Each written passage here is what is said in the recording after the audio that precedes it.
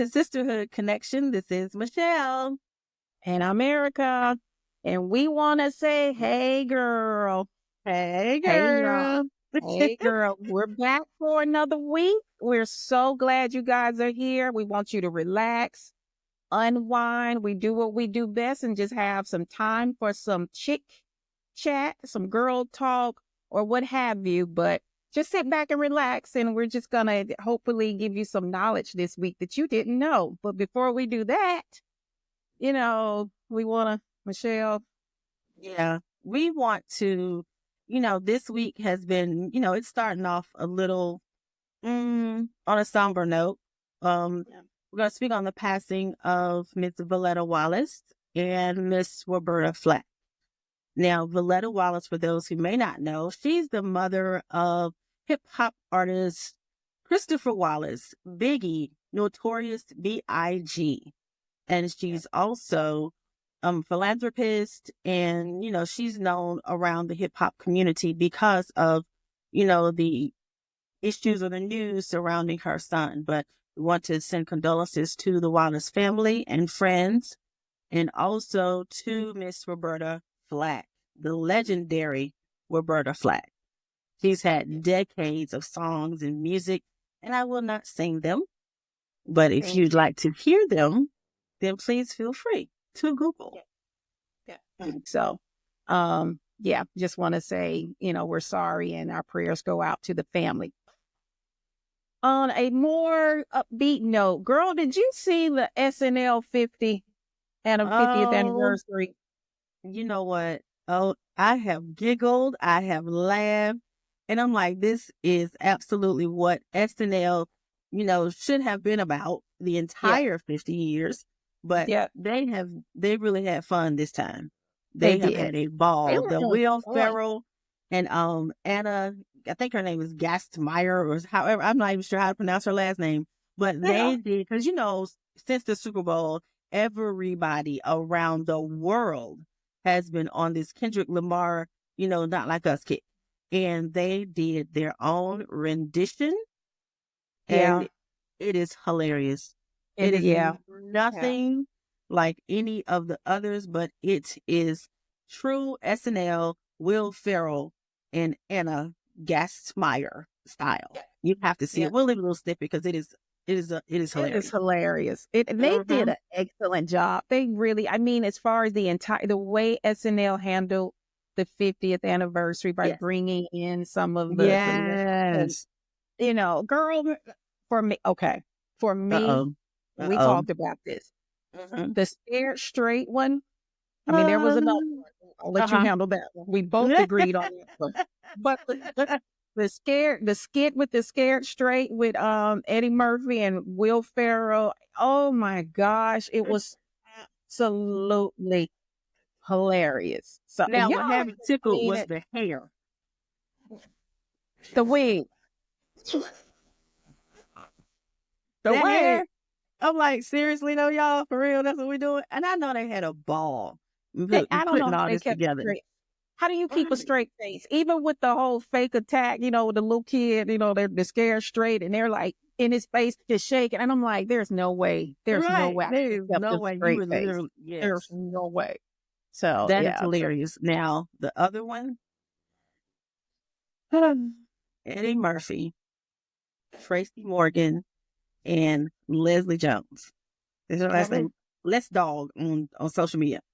When you have a legend, Eddie Murphy, mimicking another legend, Tracy Morgan, and Tracy Morgan is there, and he has it down pat. There was nothing he could say. Tracy, there was nothing Tracy could do. When I tell you Eddie was on point, if you close your eyes, it was like, okay, that's Tracy Morgan. 100%. And Leslie was holding her own, even though she did almost lose it. Now, she did for a second, like, okay. Gotta catch it. Yes. It's hilarious. And that makes some of those, like the live sketch shows, even funnier when they try to like catch it themselves. That was hilarious. I enjoyed that particular one in specific. It was amazing. I will give it to them. And just seeing all the actors. It was just seeing where they started. Right. And Exactly. what their career evolved into, and then they still went back. I'm just like, okay. It was just like, it was like a homecoming. No, It this is really the was thing. The homecoming. fact that it's been 50 years. I'm like, are you serious? No. I remember Girl. Gumby. I remember all of that. I And don't you're remember like, that. Oh, no. Mm-mm.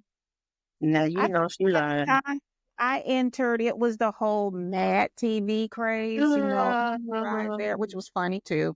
Yeah. But Yeah. at the end of Oh, the day, yeah, because we would SNL literally have to is do a whole classic. different one. Oh my God, Mad TV and Living Color, all of that. Oh my God. Oh Yeah. my God. They need to bring some of those shows, but they need to bring these shows back. Maybe roll, spin it. I mean, like bring it back. Living Color. See, this is No, the only thing I say, because a lot of people try to do reboots. No, because the actors are not as hungry as they were. They have True. lived lives. They've had experiences. They're not the same as they were in their 20-year-old selves or whatever. They don't have that same thought. Maybe not them. Like maybe if they don't want to, maybe a younger, Now, younger the actor. Wayans probably could, because they have generations of them to come. So they could. You're right. They probably could. And they still have Keenan. Yeah. And yep. They probably could. You know what? The Wayans probably could. They probably could. I thought I had a big family. No, I don't know. Compared to them, I don't They know. just they got a complete legacy that's just continuously. Yes. And they just got the family just won an NAACP award also. Yes. So I'm like, they are cemented. They've been cemented. So they're cemented in this whole thing. So yeah, they probably could. And they still have Jim Carrey. So I guarantee now even with all whatever he may have lived in life, he probably could absolutely pick it back up. That's what I'm saying. Like he probably could. Shows they were just classic, just straight. They were fantastic. It showed listen, if you was a comedian, it good. It told everything as far as your comedic timing. Do you have absolutely for you? It was just, and it's live. So however it comes across. Right. However it shows, that's just what you get, and it's just whatever. And it was hilarious to us. But shout out to all the In Living Color folks who came from there: Jamie Foxx, David Allen Greer, all these. Yeah. And what we speak of In Living Color doing what month of this? What are we in now? Girl, are we in February? It's February. Which means we could not wrap up this month without having Black History Month tribute. We thought it. Listen, tell them we thought about doing this, every week, and then after a few meetings, we thought, you know what? Let's just save up. Let's just save everything and just do one show as a tribute to some fabulous, African Americans or Africans who made a huge tribute in the world to this day. Yeah. They contributed them. Yes. Without further ado, ta-da! Who's going to be our first notable? Girl, my uncle. Oh, Lord. And you know what? I wouldn't be surprised. I introduced you to your cousin, so I wouldn't even be surprised. I know. I need to look into I need to do some research, because I know that's right. That 40 acres and a mule, girl, I might have a set.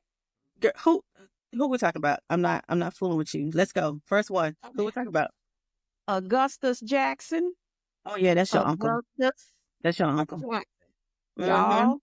Y'all owe him everything, especially us ladies. Let me tell you about Mr. Jackson. He is the father of ice cream. I told you. I'm sorry. I told you. Not that he invented ice cream. The father of ice cream. But this man was they had cook. I'm saying chef. I'm sorry. At the White House at age 9. You got to think, this is the 18 or 1900. 9. he's preparing meals for the presidents and other diplomats and Dignitaries and all that stuff. All right. And he did that for a while. He left the White House, went to Philadelphia. When he got to Philadelphia and started finding his way, he discovered that back then they were using eggs as part of the recipe for making ice cream, which to me, I'm like, I guess it makes sense, I guess. But he discovered or figured out, no. You don't necessarily need the egg. All we need to get is some ice. Ice and salt. The salt will preserve it longer. Well, think about it. Preserving it, if you have an egg, it's not going to last long anyway. It's already dairy with the egg, so, But if you use salt, you'll be able to preserve it longer. It's preservative. And also, which we didn't know, the salt and the ice somehow made the ice cream smoother and creamier. Whoa. As to pay homage to Mr. Jackson, your alleged uncle, I do believe I should have some ice cream a little later. I believe we both should. Right. I mean, I would be offended, Yes. my uncle, is the father of ice cream and my bestie. I mean, y'all get some ice cream and you think of Mr. Jackson. Thank you very much.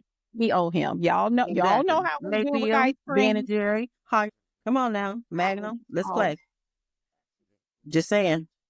Well, I really enjoy that particular tribute to your uncle, Mr. Jackson, because I knew there's some goodness in that family tree. There's some inventive and creativity in that family tree.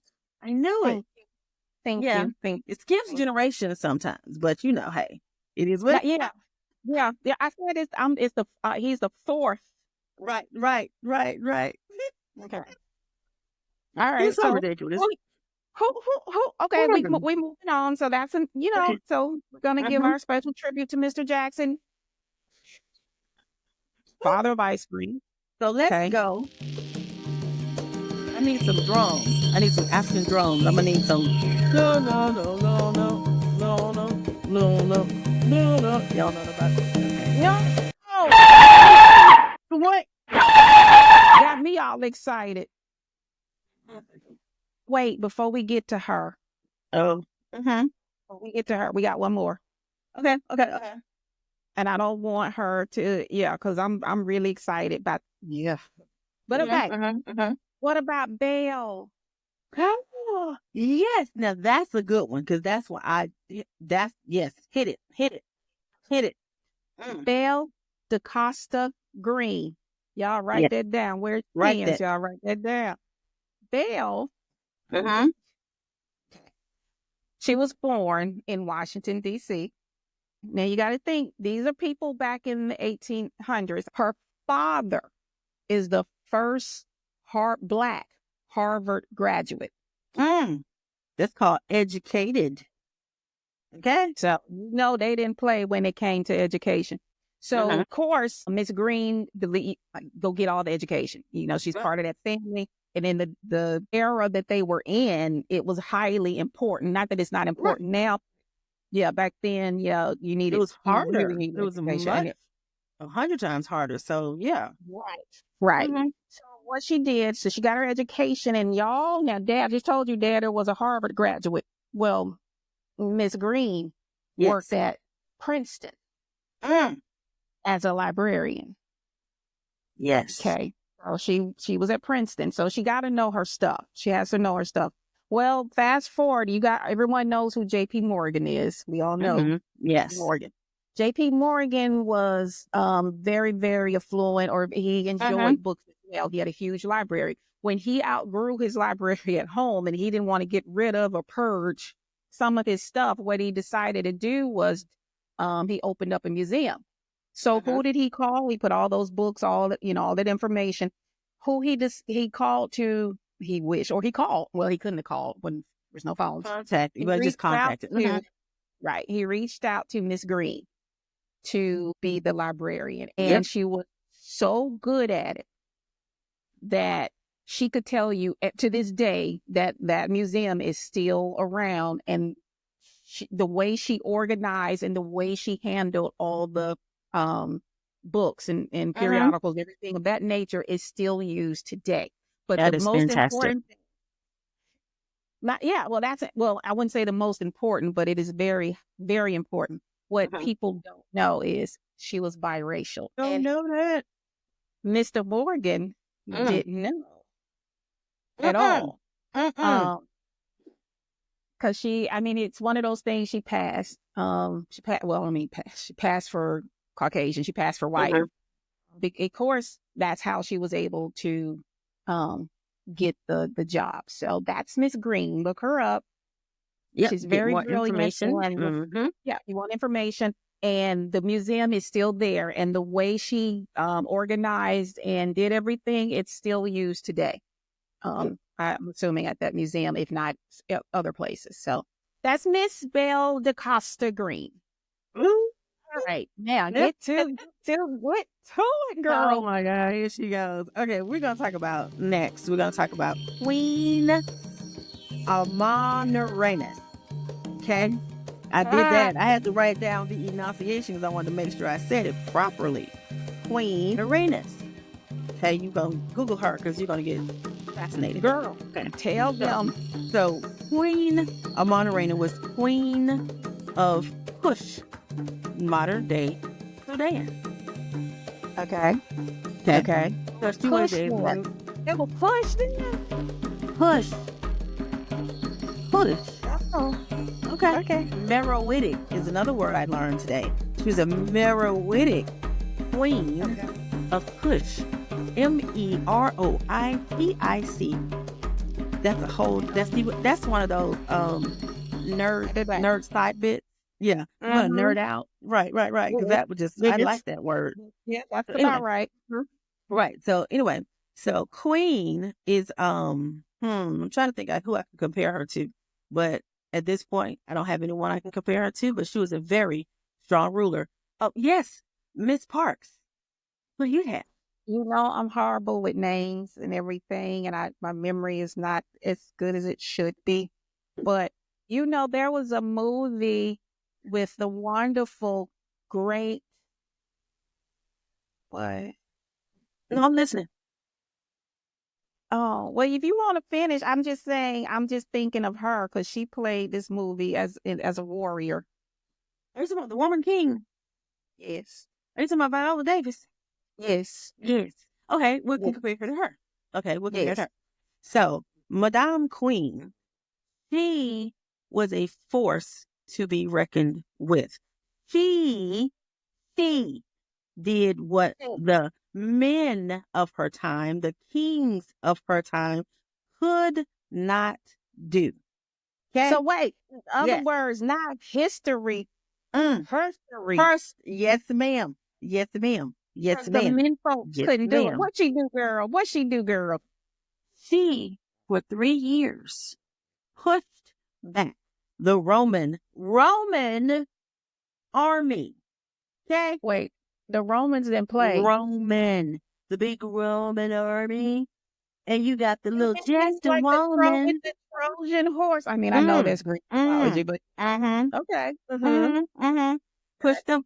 She kept them at bay. She said, oh no, you're not getting over here. We're not doing all the stuff, all that, slaving, and we're going to be under your rule. Oh no, we're not. We're going to fight for this one.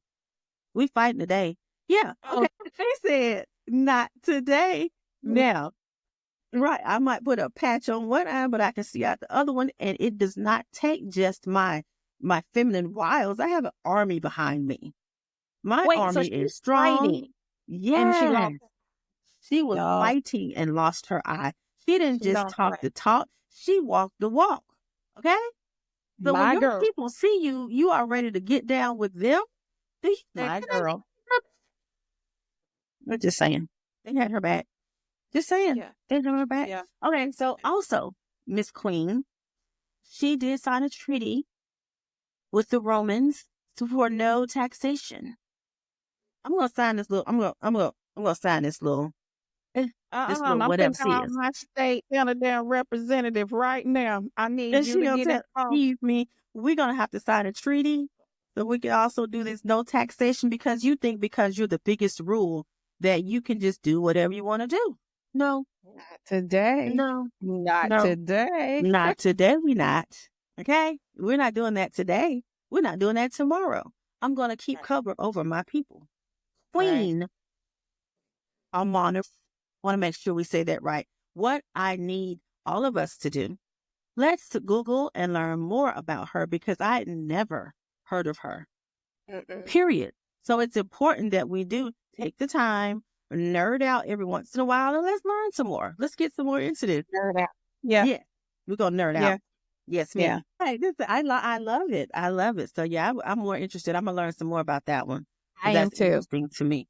But I the am too. next young lady on our list or person on our Black History Notable is Miss Anna Mangin or Mangin. I'm thinking it's Mangin. But Miss Mangin, for all of us who like to bake, guess who invented and patented the pastry fork? Miss Anna Mangin at the ripe old age of 13. Okay? 13. Patented. And it is So still the 13-year-old? Yes. So we got the 9-year-old. Yes. In the White House. Then, yes. Right. And then the 13-year-old. Okay. What are your kids we're doing? a little behind. We're a little behind. What's your kids doing? Yeah.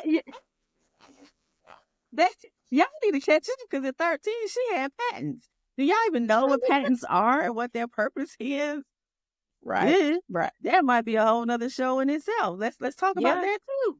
Because OMG. But yes, she patented the pastry fork at the ripe old age of 13. So I didn't have much information about her, but that is a very lasting invention that has continued to serve those who bake for generations and generations and generations. And those who appreciate the baker. Yes. Those who appreciate generations. Because some of us, right? I was just about to say, I might say for some, it's like whatever. Y'all see, can why bake are all you day. baking? Why are you baking? I'm okay. You know my favorite dessert. Go handle that because I got to go over here and help Queen Amani. I'm not gonna butcher her name, so I just butchered it. You've done a mighty fine job, but okay. I didn't. Okay, we do nicknames and stuff. Yes, yeah. You know what? I gotta give you that one. Yes, ma'am. Because she would have had a nickname. But I'm going to go help my queen now. I gotta go help my queen now. When I get back, cake. So yeah.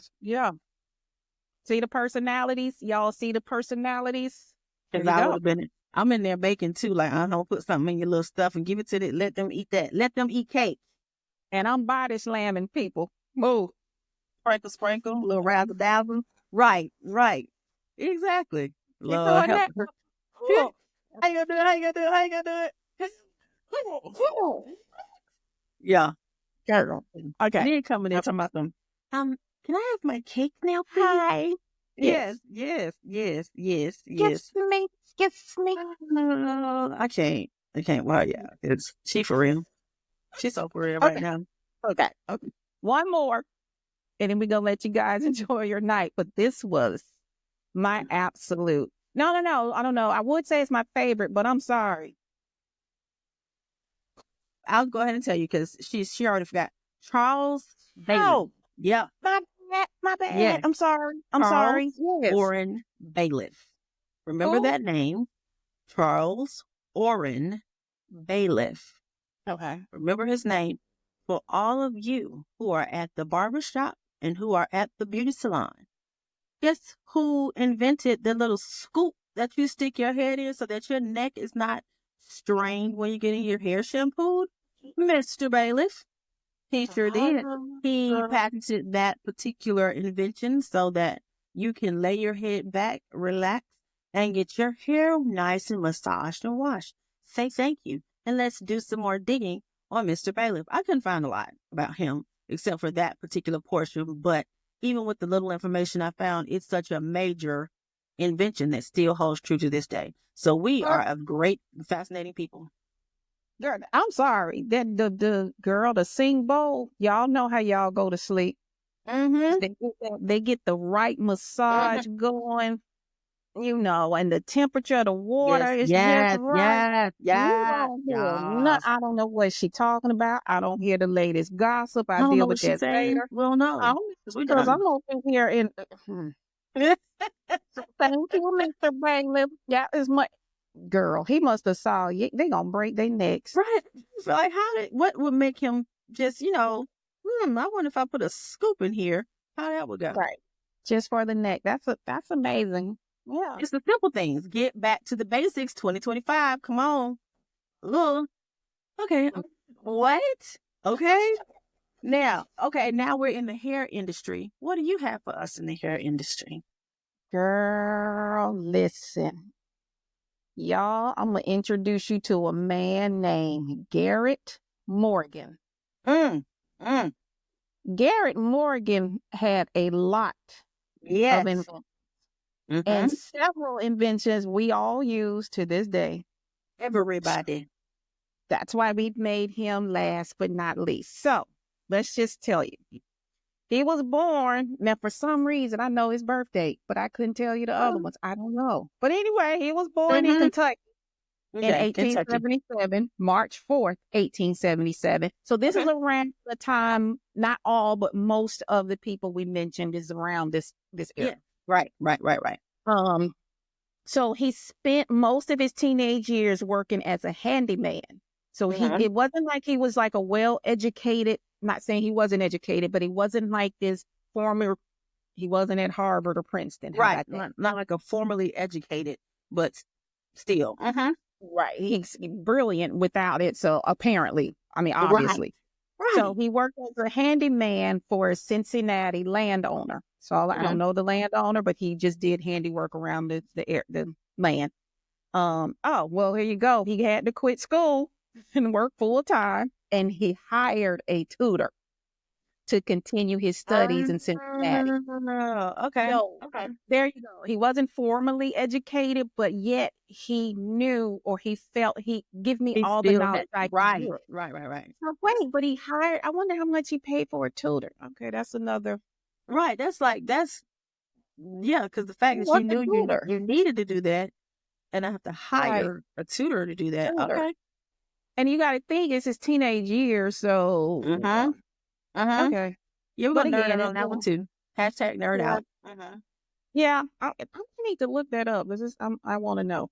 So in 1895, he moved to Cleveland, where he began repairing sewing machines. That's right up somebody's alley. Have you visited? Okay. I'm going to say. Yes. AliciaMickay.com. AliciaMickay.com. Or you can go to the Etsy shop of Alicia McKay. For me, sewing is my retreat. I love to sew. Mostly clothes. Well, all of it. Okay. Do I still have it? Do I have it out? No, ma'am. No. Oh, wait. I'm trying to think. Do I have it out? Because I just have everything. No, wait, y'all. Oh my God. Do I have? Okay, I'm going to have to find it. Anyway, the very first sewing excursion, or whatever you want to call it, of course, I'm going to be the crash test dummy. Of course, I'm going to be the guinea pig. So I found this great, wonderful pattern. I think she found the pattern. I don't know. Whoever found the pattern. And this is what denim was like the theme. So this is in the 90s. So denim was the theme. And it was this cute summer dress, denim dress. Chris, I had to get my Kendrick pants. I don't care what you say. My Kendrick. Okay, but go ahead. It was crisscrossed in the back. And it was this cute. When this dress was really cute. And you remember that Gordon Gartrell from the Cosby Show? Where? Shirt tucked down to his socks, the sleeve, here it is, and then the other sleeve was the T-Rex sleeve, and all that stuff. The dress was really cute. It's couture. It was a couture. One of a kind. Original. Yes. So one of the straps was probably like that, and then the other strap was like that. But it was cute though. It was cute It though. was meant, It was cute it though. was meant to be that way. I don't care what nobody says. Yeah, I'm telling you, she did that dress in 1990 something. I still have that dress. I still have that dress. That dress said, I fixed the straps. I Bring promise it you. here. I'm trying to think. 'Cause I had it hanging up, but I have to look and find it because I probably now have put it up with other stuff to keep, It's to keep together. 2025. But no, and there was another. Oh, you made another. You made a robe, not a robe. It was supposed to be like long the robe. Yeah, yeah. Y'all hold on one second. Play with me if you want to. Play with me if you want I to. hate it. This is the long. Yes, I still It's a, have that, man. Play with me. it's a floral duster, but it was too Duster. many. That's what it was. Oh, I'm not a print Yes, person, I and love it. I love it. just Oh, don't no. play. Don't play. Tag and Oh, all. tag Don't too. play with me. Don't play. Don't you play games. We are Don't play. serious around here. We are professionals. Please. We are Well, professionals. you Don't let handle me that. find that dress. Shut up. Anyway, Anyway, back to Mr. Garrett. Mr. Garrett, Mr. Morgan. Okay, so when he, left Cincinnati, moved to Cleveland in 1895, he began repairing machines for a clothing manufacturer. That was his job.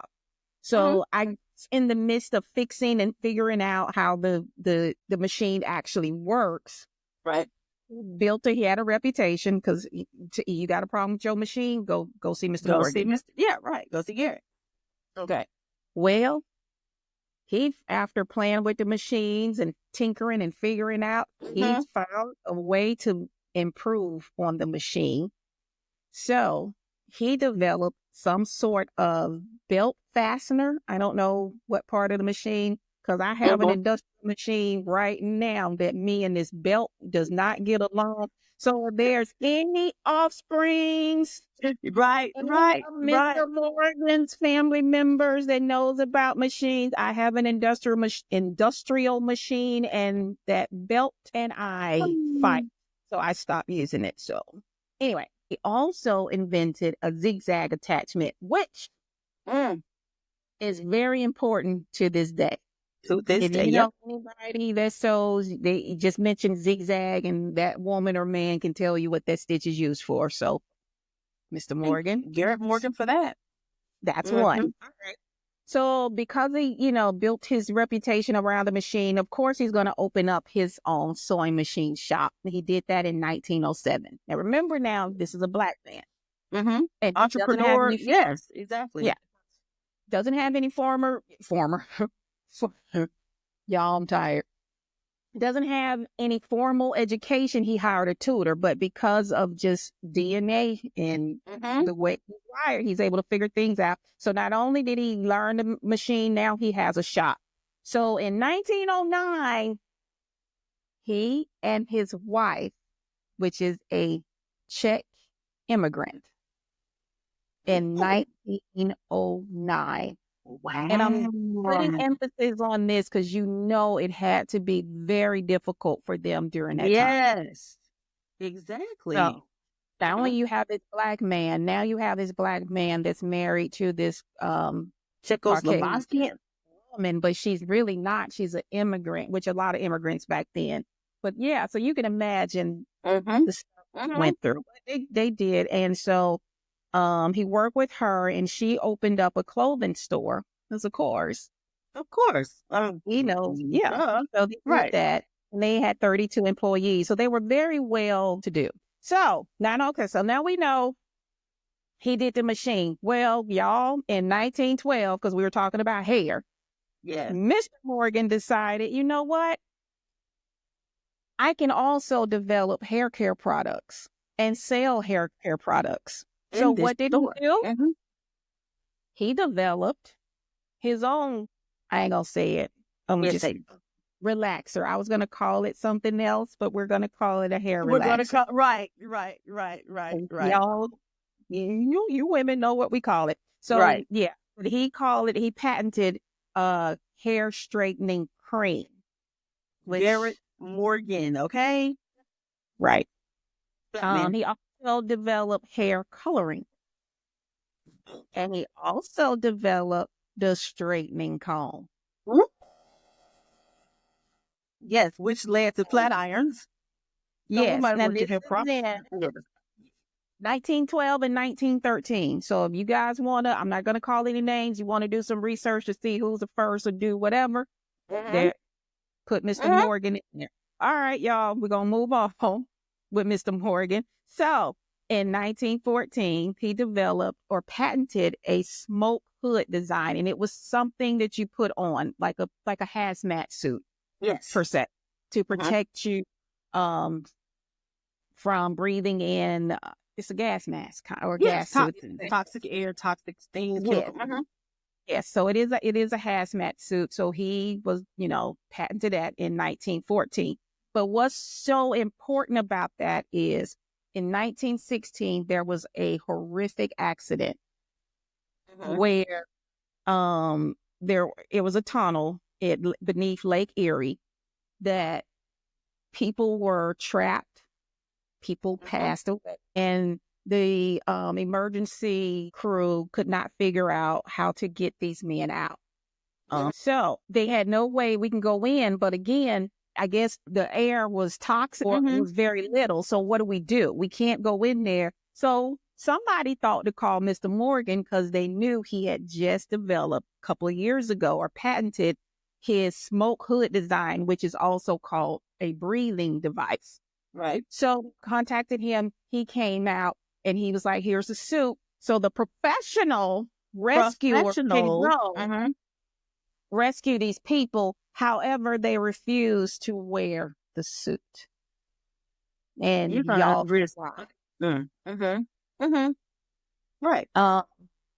So they refuse to wear the suit. But again, because of who he is and the way he's wired and his conscience and just who he is, he decided, okay, I'll put it on. And he went himself to save as many people as he could, which was several, bring them out alive.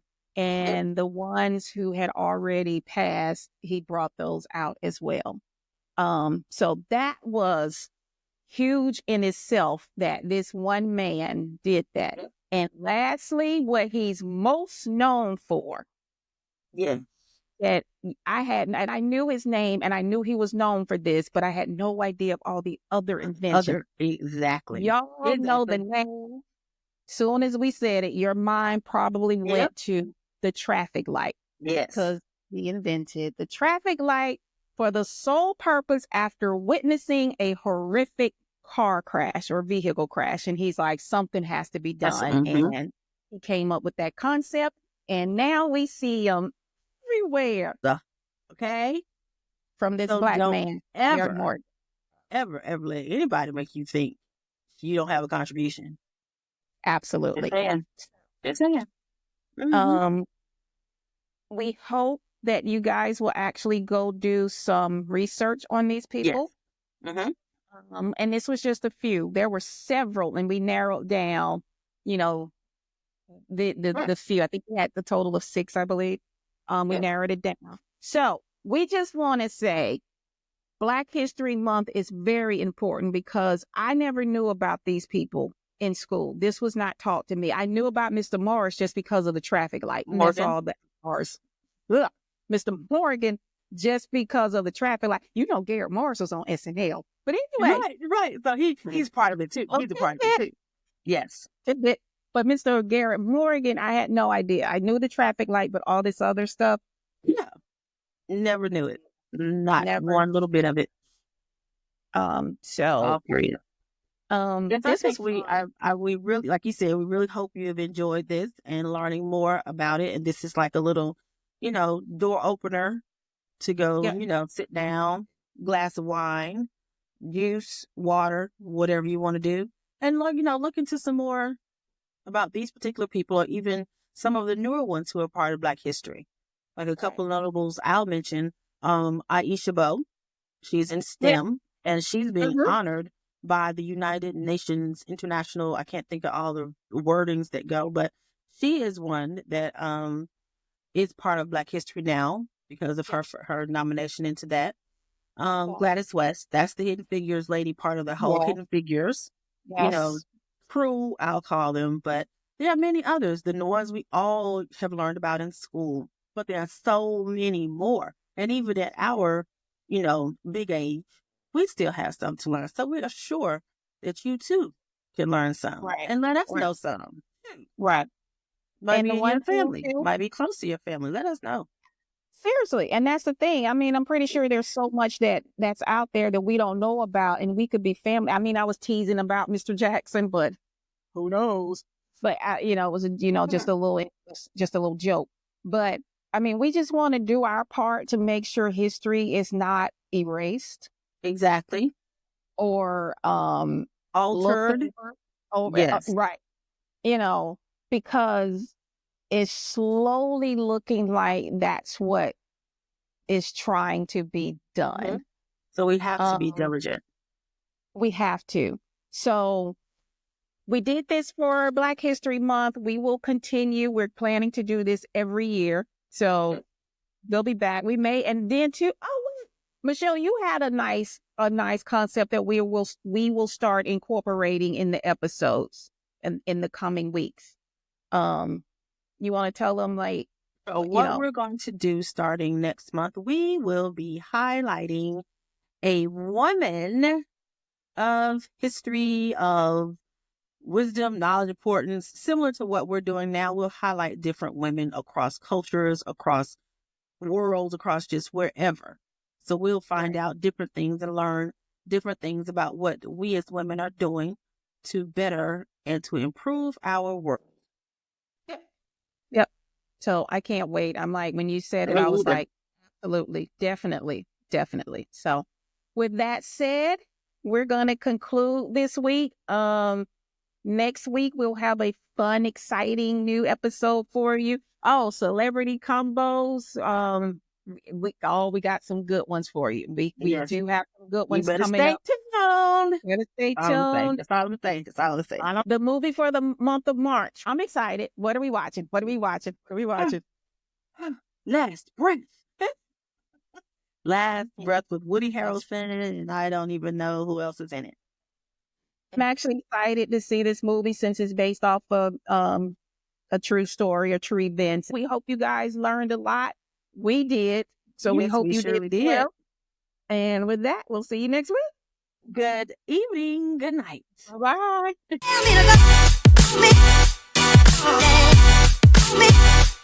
Bye.